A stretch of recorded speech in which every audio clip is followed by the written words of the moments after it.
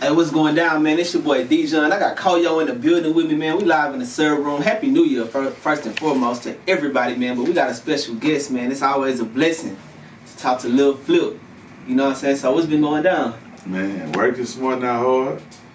Getting closer to that billion, you know what I mean? Okay. We just dropped Flip MayWeather mixtape on my grandpa B-Day, December 24th. So that's hot. And you know, rest in peace to my grandpa Robert Harris. Rest in peace to my mom Mary Weston. But yeah, we just been out here promoting, man, doing interviews, getting a lot of these visuals together, man. And then I had Teddy Long, WWE legend, Hall of Fame. You know, the guy who used to bring out The Undertaker. You know, he hosted the whole mixtape. And I named it Flip MayWeather because I always tell people I'm born in it, not sworn in it. You know what I mean? My whole family do music, so I've been doing it since I was born, just like Floyd been boxing. Yeah. And I changed the game. Like, I'm the artist, the first artist to make a major label pay them to go on a promo run. You know what I mean? So if you think about Floyd's career, him doing business with different managers to get to the point where he has his own imprint, where he throwing his own fights, where he getting the bulk of the money. You know what I mean? So sometimes you got to go through different deals and situations just to build yourself to the point where you can do how you got to do it. So, you know, and then I live a flashy lifestyle. So did you just kind of follow like his blueprint, or do you feel like you just discovered that, dang, we doing the same thing, like we thinking alike? Man, I didn't realize we was on the same blueprint until I was able to really like look at life from a different angle. You know what I mean? Like, so I just was influenced by like Jay Prince. You know what I mean? From what he did. And then, you know, the Drapers and Diddy's and Master P's. You know, I learned things from different people, but it was Jay Prince, a king in my city. When I was a kid, he was the one mobbing to the clubs with all the Bentleys and Rolls Royces and Ferraris and everybody in black. You know what I mean? And he taught us really how to spend our own money to make it. You know, we ain't gonna wait for nobody. We gonna spend our own money. We gonna employ people who are not able to get, you know, good jobs, you know what I'm saying, based on their backgrounds and having felonies. And, you know, I probably employed at least 3,000 people in my whole career. You know what I mean? I took a lot of people out the streets. Yeah, I got a line that say I took niggas out the streets and I made them drive. I took niggas out the, I took niggas out the street. I took shooters out the streets and I made them drive. I took some shit, I said, I took shooters out the streets and I made them drive. I took the drivers out the streets and I made them shoot. Like I said some shit, man. But like that's real. Like, you know, it's people that'll drive all in the hood, you know, doing some stuff, whatever they got to do to make money, and risk, you know, going to jail. You know what I mean? Not being out here for their kids. And I got the opportunity to be like, well, look, come drive for me. We going to do something legal. And you gonna make, you know what I mean? You gonna make more money than you was making, you know what I mean? Doing that. And so my mind state has always been to try to inspire people around me. And when you look in the mirror, no matter what you see, no matter even what the scope say, man, forget that. You can come back. You know what I mean? Just apply your pressure and your grind, man. Can't nobody stop it. Man, speaking of MayWeather, man, I heard that you ran into Floyd MayWeather and he told you that one of his songs, you know, when he doing his stunt, was a song that really inspired him. It's like, this is the way we ball. It was I Can Do That. I Can Do That? Mm-hmm. You know, I mean, what kind of motivation did they give you hearing that? Man, that was crazy because that's the first thing he told me when I met him. He was like, man, you know what, I used to play riding around in my Bentley. I'm like, what? He like, I can do that. So like, till this day, like, till this day, like when I see Floyd MayWeather, he'll be like, Flip, I can do that. And then he'll keep on doing what he do. But he always say that, like, to me. So it kind of inspired me and made me be like, damn, man, my music, you know, is reaching people outside of just being the average normal person, you know what I mean? So like, even Snoop, like when I first met Snoop was like, man, I can do that. I'm like, damn, how you know that? And So it's crazy that my music penetrated all those different places. Man, I Can Do That was like one of the biggest I think that was records. everybody's favorite Yeah. song in like, what was that, like 2001 or something like that? Around that time. I Can Do That was 2000. 2000, I think that was everybody's Yep. Houston favorite song. It was always number one on the radio. Yeah. And Destiny Child, they came out to I Can Do That one time. Back in the day. You know, since we talking about bars, I seen the Rockets post a picture of Steve Francis and they caption was "Franchise like a Houston Rocket." Right. Like Yeah. I didn't feel just Yeah. like seeing bars you spit that long ago still holding relevancy today. Man, I mean, the dope part is Steve is my guy. You know what I mean? That's my homie. That's my bro. So it's dope. And the Rockets, they got T Gray over there. You know what I mean? Yeah. So he like the DJ, Oh, yeah, man. that's You know, a he nice is a plug. DJ, and so it's dope. You know that they are including the rappers and making us feel, you know, appreciated for what we do. You know what I'm saying? So, you know, Harden. You know, we just lost Harden. You know, but I feel like we can't be mad. I think we still got a solid team. But even with that, like, we gotta be grateful for what he brought to the town. Yeah. Like, he went out there and put it on the line. You know what I'm saying? Like, every game. Changed the game of basketball. Yeah, so, you know, we thank you, James Harden, man, for what you did for our city, man. We know you deserve a ring. And, hey, man, shit, I pray you get you one, man, because you deserve one, man. You play your ass off, my guy. That's facts. I think people got mixed emotions about it, but at the end of the day, that man have to do what he has You to just do don't want to with see his him go. career. Yeah, You yeah. know? Hey, He gotta do what he gotta Gotta do. do what he gotta do. So it is what Man, it we is. know you a man of many names. You know, Flip MayWeather, the Leprechaun, the Freestyle King. I'm gonna get into that in a Flip second Gates. because I know you had to challenge that throne over the summertime. You know, and you held it down. Like you showed boys what it was. But one of the other names that you hold right now is Mr. Exotic Pop. And Exotic Pop is just so big right now. Like we coming down the Beltway right here on 610 and we see the billboard. Yeah. But me and her, we was actually at the ceremony at Maestro's on June 27th, you know, when they gave you that presentation. And Yeah. it's how everything been going with Exotic Pop since then. Man, everything been cool. It's been copacetic. How was it for you when Exotic Pop just recently got their day in Houston? Man, I mean, we deserve it. Like, Exotic Pop do a lot for the kids in the community. Yeah. You know what I mean? Reading to the kids. We got the water. We got vitamins coming. Even, like, the fallen, you know, legends that's not here. You know what I mean? Like, through Exotic Pop, by us putting out a Big Mo drink, Screw, Hawk, Pat, you know what I mean? Different people who not here, you know what I mean? We're able to feed their families, you know what I'm saying? We was able to get Big Mo Mama a car and, you know, just different stuff. And like, so it's a lot of people capitalize off our culture. Yeah. And what I applaud and commend Charleston on, who my partner, you know, he always give back, you know what I mean? A lot of the money that he makes, he puts back into the company and the community, you know what I mean? Like, for real, always doing something. So, you know, I'm proud to be part owner and brand ambassador, man. And my red cream soda be out on my birthday. I was gonna say, March I haven't 3rd. seen that one in the store yet.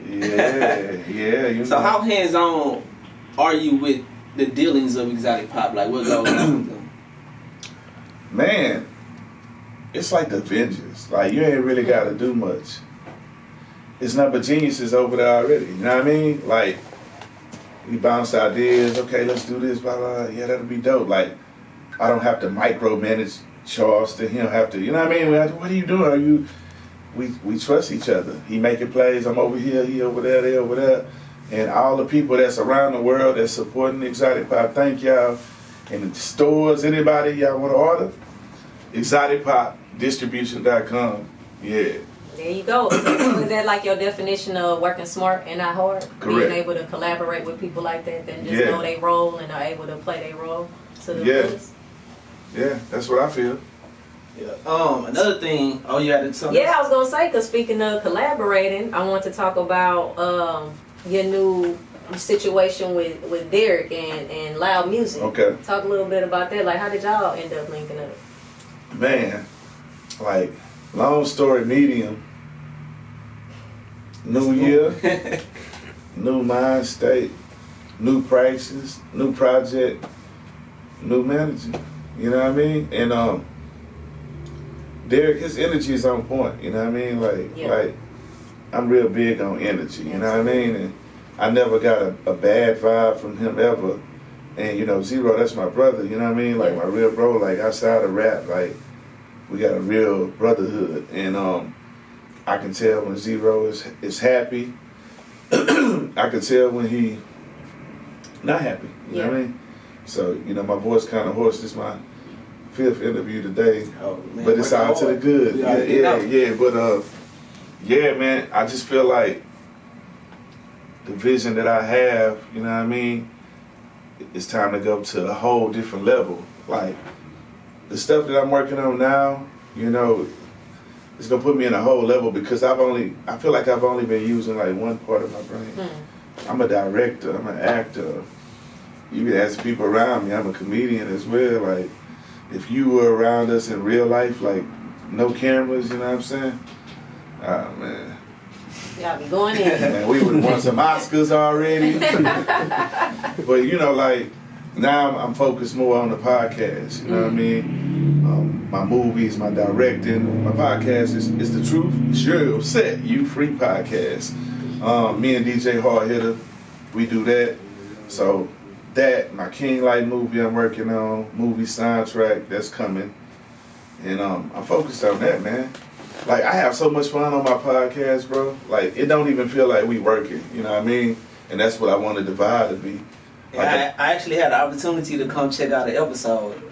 Which one? It was when y'all had Carl Crawford, Bun B. Oh, you came to the season finale, man. Yeah, the season finale. So I mean, you look like you've been doing that for a long time. Like I see like how comfortable you were, like just interacting with the guests. You know what I'm saying? It was like, you know, you're looking at it like legends interviewing legends, but at the same time, it's like a real production. Like it's really going down. Hey, Flip MayWeather, man. You know what I'm saying? Yeah, Dejon said he was there for like, y'all was there from like 10 in the morning it was to like all 10 day at session. night. Man. All day session. We left, man. We left at like 4 in the morning. Yeah.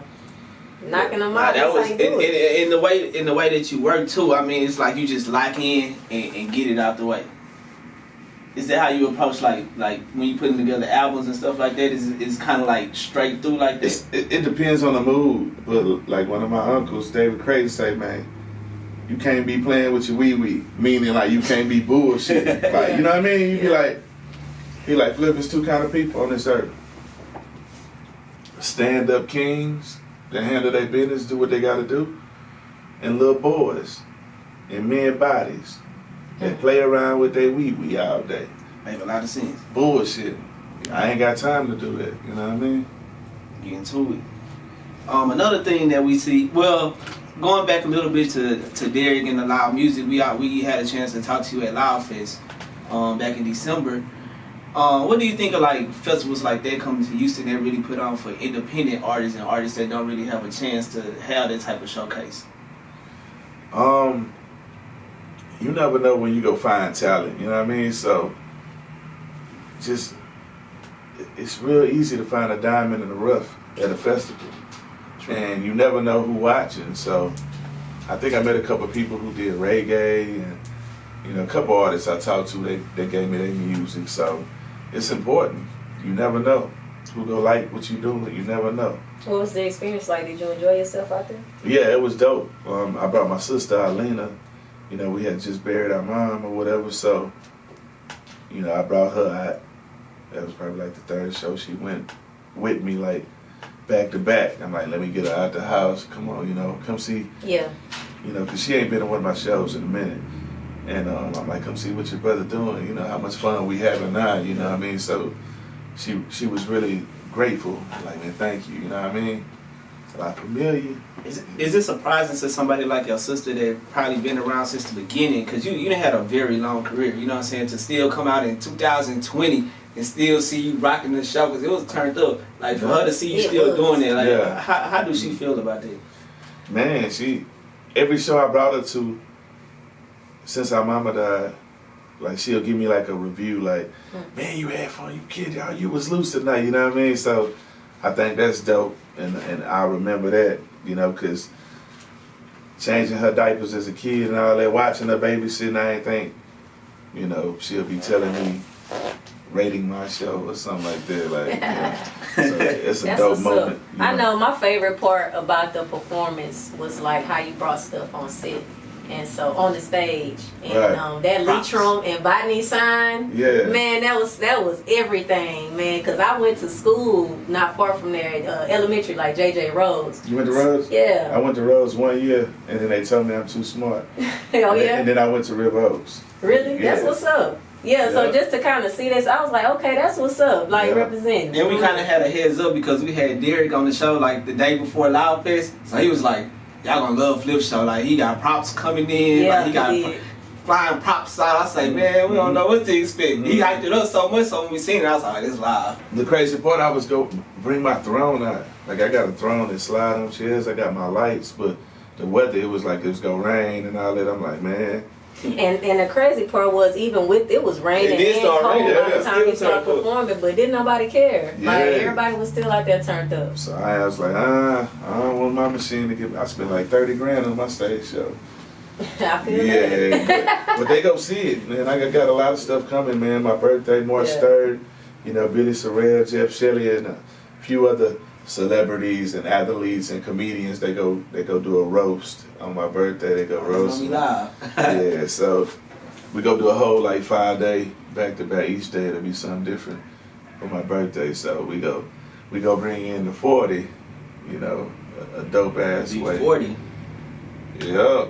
Man, yeah, I ain't gonna lie. Like a lot of artists, you know, like they longevity is, you know, they don't have that longevity in the game to even turn 40 years old. Even a lot of times turn 30 years old and still be able to do what they've been doing. You know, so it's I just want to salute to you because you've been holding it down. The music, you still dropping music, still putting these plays together, man. It's wonderful to see somebody come from Houston that's working like that. Thank you, bro. Like, I'm pretty sure you inspire a lot of the younger generation since then till now. I was in the car the other day and I heard the original songs written all over your face. Oh yeah. So I'm like, man, let me hear because that ain't the song that I was introduced to. I was introduced to Diamonds in Your Face. So after I heard that song, I said, man, let me turn on this Diamonds It's in even Your like Face. the other day, just scrolling through Instagram and then I come across Currency jamming by the car, by the house. Like that shit crazy to me, cause that's like classic H-Town music, and he's somebody from New Orleans that's to this day jamming that music. Yeah, I DM'd him and told him thank you. Well, I tagged him. Like I posted it, and then he DM'd me. It was like legend, you know what I mean? And that was hard. And I put thank you, you know what I mean? You know? So what's up on this movie though? Like when we gonna be able to see that? Man, I was gonna put it out on my birthday, but I gotta perfect it. Like I want to take my time. I don't want to rush. I gotta grand slam this movie out the For sure. park. I got a few movies I already shot, but they never came out. I still got them. We didn't finish them. But this is going to be considered my first directorial debut. So, you know what I'm saying? I gotta kill it out, you know what I mean? From top to bottom. Yeah. So I'm going to push that back. But on my birthday, I will release like part 1 I got a documentary called The Evolution of Flip. Okay. It's a 5-part series, you know what I mean? So we go release part 1 on my birthday, And just continue to roll it out. yeah, like every month, you know. What did you think of the DJ Screw? I know it wasn't a movie, but I forgot what they called it. The tribute. The tribute. What did you think about that? I like the fact that they got the room Screw was in. Like they spent a lot of money getting that room to look like, you know what I mean? Yeah. Like it used. So to. that was really like a reality. Man, that shit looked real. I thought it was cool. I mean, like obviously people wanted it to be a longer. Yeah, I think like COVID and everything. But here's the slowed thing down. though, they actually they set themselves up to where they are about to release a. Yeah, they did say that they was so, about to. You know, do it all worked out for the good Yeah. at the end of the day. Yeah, like and the guy who plays Screw, I liked how Roche he Washington. did some of his stuff was Yeah. on point. Some of the stuff was on point, and I wish King Johnny would have got a chance to remake the chain because you know King Johnny. He made the original chain. Correct.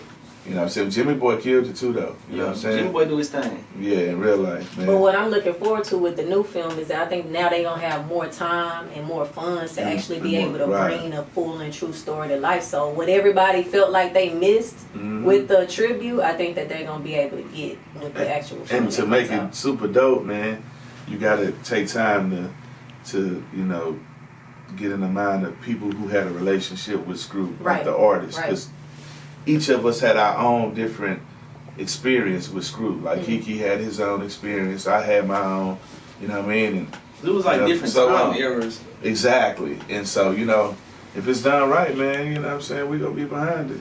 I'm gonna ask my last question. I'm pretty sure you got one more question too. But my question is, from back in the summer, like I was saying earlier, people came challenging your freestyle king throne. Yeah. Like you had like a lot of like rappers that was like, nah, I'm the freestyle king, I'm the freestyle king. And I watched you like walk through Cloverland for like 20, 30 an hour and kill it on every street, like non-stop. You know what I'm saying? Like, man, you show boys like why you have that title. You know what I'm saying? But were you surprised that people even challenged you in the first place? I was a little surprised. I was like, damn. See, sometimes you got people that they like what they like and they stuck where they stuck in a time frame.